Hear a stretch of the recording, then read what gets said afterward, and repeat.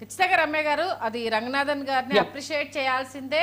ఇలాంటి ఒక అంశాన్ని తెర మీద తీసుకొచ్చిన సీఎం రేవంత్ రెడ్డి గారిని కూడా ఈ అంశానికి సంబంధించి హైడ్రాకి అంత ఫుల్ పవర్ ఇవ్వడము, ఖచ్చితంగా ఆక్రమణలకు గురైన దాన్ని తిరిగి తీసుకురావడము, హైదరాబాద్ కి నీటి ఎద్దడి లేకపోవడం, ఎంతో కష్టపడి కొనుక్కున్న ప్రతి ఒక్క సామాన్యుడికి న్యాయం జరగడం అనేది.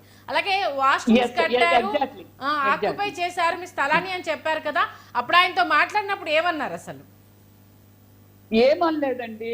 ఇది మొత్తం అంతా జిహెచ్ఎంసీ వాళ్ళని, తర్వాత మున్సిపాలిటీ వాళ్ళని, ఇదొక పెద్ద ఇది నడిచిందండి. వెంటనే రంగనాథన్ గారి డిసిషన్ ఏమి మేము కంప్లైంట్ ఇచ్చాం కదా అని డిసిషన్ ఏమి తీసుకోలేదండి.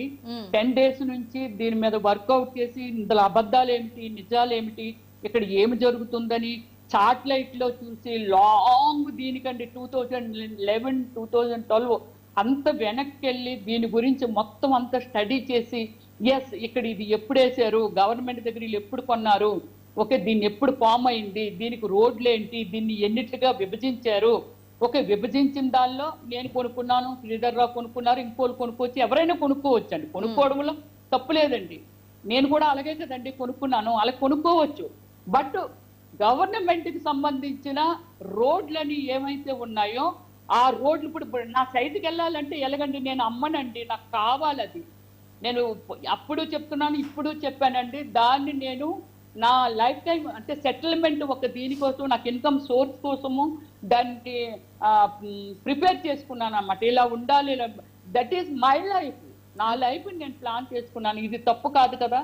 సో దానిలో ఏంటంటే నాలాగే 10 మంది వెళ్ళి ఈ మొత్తం అంత ప్రూఫ్స్ తో సహా, మా పేపర్లు ఏంటి, మా రిజిస్ట్రేషన్లు ఏంటి, మేము కట్టిన తర్వాత ఎల్ఆర్ఎస్ ఏమిటి, గవర్నమెంట్ కట్టిన ఎల్ఆర్ఎస్ ఏంటి, అప్పటి నుంచి చూస్తే మా ప్లాట్లు ఎక్కడెక్కడ ఉన్నాయి, దానికి రోడ్లేవి, ఇంతకుముందు రోడ్లు ఉండేవి, ఆ రోడ్లన్నీ ఏమయ్యాయి, ఇవన్నీ మొత్తం అంతా చెక్ చేసి ఎంక్వైరీ చేసిన తర్వాతే ఏదో ఉద్రేకంగా వెళ్ళి చేసిన పని కాదండి.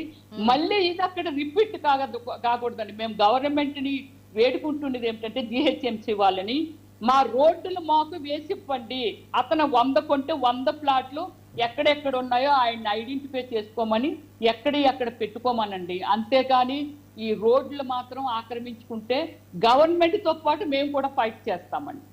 గవర్నమెంట్ ఎంత ఒక రియల్ అండి ఇలాంటి యాక్షన్ తీసుకున్నారు అని అంటే, ఇలాంటి వాళ్ళందరినీ హైడ్రా ప్రవేశపెట్టిన గౌరవనీయులైన రేవంత్ రెడ్డి గారు సీఎం గారికి నిజంగా ఇలాంటి మాలాంటి వాళ్ళందరూ రుణపడి ఉండాలండి.